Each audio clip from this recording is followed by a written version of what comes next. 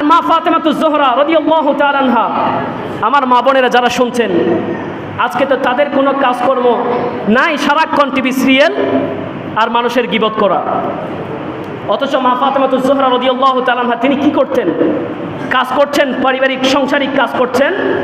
কাজ করতে করতে, এই কথাটা আমার জবান দিয়ে নয়, মওলা আলী শেরে হুদা বয়ান করেছেন, যিনি তিনার স্বামী, তিনি বর্ণনা করতে লাগলেন মা ফাতেমাতুজ জোহরা রাদিয়াল্লাহু তাআলা আনহা যখন কাজ করতেন, কাজ করতে করতে কোরআনুল কারীম তেলাওয়াত করতে করতে তিনি কোরআনুল কারীমটাকে খতম দিয়ে দিতেন। সুবহানাল্লাহ, এত বেশি ইবাদত তিনি করতেন।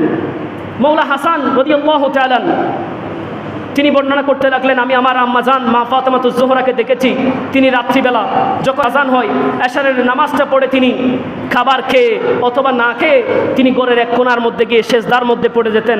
সারাটা রাত সেজদার মধ্যে থাকার পরে সুবহে সাদিক ফজরের আজান যখন হয়ে যেত, মওলার দরবারে দুই চোখের